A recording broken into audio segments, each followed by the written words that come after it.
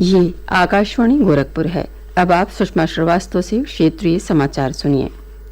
मुख्यमंत्री योगी आदित्यनाथ ने कहा है कि पूरा विश्व आज भारत की शक्ति को स्वीकार कर रहा है।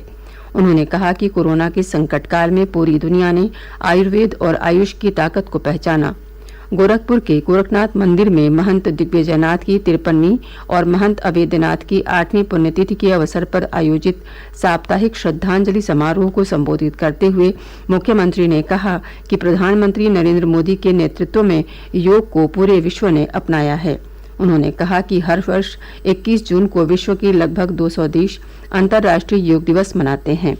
उन्होंने कहा कि योग के माध्यम से विश्व भारत की अमूल्य सांस्कृतिक धरोहर और ज्ञान परंपरा से अवगत हो रहा है। श्री योगी ने भारतीय ज्ञान परंपरा को पुनर्स्थापित करने की आवश्यकता पर बल दिया। उन्होंने कहा कि भारत की संस्कृति और विरासत हमें निरंतर आगे बढ़ने की प्रेरणा देती है।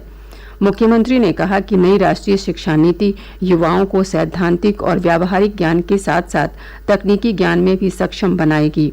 मुख्यमंत्री और गोरक्ष पीठाधीश्वर योगी आदित्यनाथ ने कहा कि गोरक्ष पीठ सनातन धर्म के मूल्यों और आदर्शों के प्रति हमेशा समर्पित रही है। उन्होंने कहा कि शिक्षा, स्वास्थ्य और सेवा के माध्यम से गोरक्ष पीठ लोक कल्याण के कार्यों से भी जुड़ी रही है। कोई भी समाज तब तक शक्तिशाली नहीं हो सकता, सामर्थ्यवान नहीं हो सकता जब तक उनके लिए उत्तम शिक्षा न हो। कोई समाज तब तक स्वस्थ नहीं हो सकता जब तक आरोग्यता प्राप्त करने के लिए उस प्रकार के अवसर उनके सामने न हो।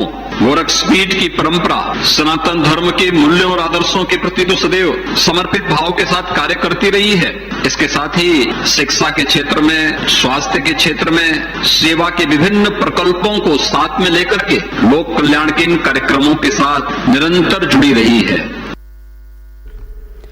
ग्रेटर नोएडा के इंडिया एक्सपो सेंटर और मार्ट में चल रहे विश्व डेयरी सम्मेलन को दूसरे दिन आज केंद्रीय ग्रामीण विकास तथा पंचायती राज मंत्री गिरिराज सिंह ने संबोधित किया। उन्होंने कहा कि भारत की अर्थव्यवस्था में ग्रामीण अर्थव्यवस्था का महत्वपूर्ण योगदान है।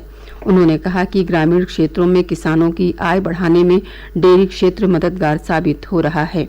केंद्रीय मंत्री ने कहा कि देश की अर्थव्यवस्था को $5 ट्रिलियन की अर्थव्यवस्था बनाने में डेयरी क्षेत्र महत्वपूर्ण भूमिका निभाएगा। सम्मेलन को केंद्रीय स्वास्थ्य मंत्री मनसुख मांडविया ने भी संबोधित किया। उन्होंने कहा कि पशुओं से इंसानों में फैलने वाली बीमारियों पर शोध की आवश्यकता है। स्वास्थ्य मंत्री ने कहा कि देश में इस दिशा में ICMR के माध्यम से कार्य शुरू हो चुका है। सम्मेलन को केंद्रीय मत्स्य पालन, पशुपालन और डेयरी राज्य मंत्री डॉक्टर एल मुरुगन ने भी संबोधित किया। उन्होंने कहा कि भारत दुग्ध उत्पादन में विश्व में पहले स्थान पर है। श्री मुरुगन ने डेयरी क्षेत्र में छोटे किसानों की भूमिका को महत्वपूर्ण बताया। उन्होंने कहा कि देश को आत्मनिर्भर बनाने में डेयरी क्षेत्र अहम भूमिका अदा कर रहा है। प्रदेश में कोविड से बचाव के 38 करोड़ से अधिक टीके लगाए जा चुके हैं। मुख्यमंत्री योगी आदित्यनाथ ने इस उपलब्धि पर स्वास्थ्य कर्मियों और प्रदेशवासियों को बधाई दी है। उन्होंने लोगों से टीके की एहतियाती डोज लगवाने की अपील की। प्रदेश में अब तक 38 करोड़ 1,40,000 से अधिक टीके लगाए जा चुके हैं। इनमें 17 करोड़ 67 लाख से अधिक टीके पहली डोज के रूप में और 16 करोड़ 80 लाख टीके दूसरी डोज के रूप में लगाए गए हैं। प्रदेश में सरकारी टीकाकरण केंद्रों पर एहतियाती टीके 30 सितंबर तक निःशुल्क लगाए जा रहे हैं। 18 से 59 आयु वर्ग के लोग जिन्हें दूसरा टीका लगे 6 माह हो चुके हैं, वो एहतियाती टीका लगवाने के पात्र हैं। राज्य में अब तक 3 करोड़ 52 लाख से अधिक एहतियाती टीके लगाए जा चुके हैं।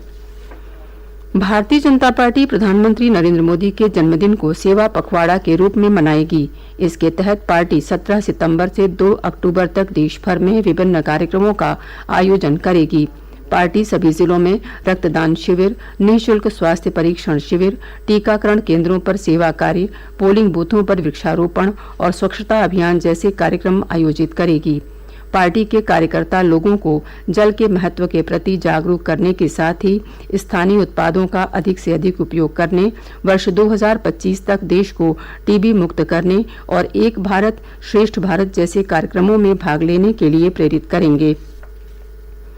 ये समाचार बुलेटिन हमारे YouTube channel AIR news Gorakhpur और ट्विटर हैंडल AIR न्यूज_GKP पर भी उपलब्ध है। इसके साथ ही क्षेत्रीय समाचारों का ये बुलेटिन समाप्त हुआ। नमस्कार।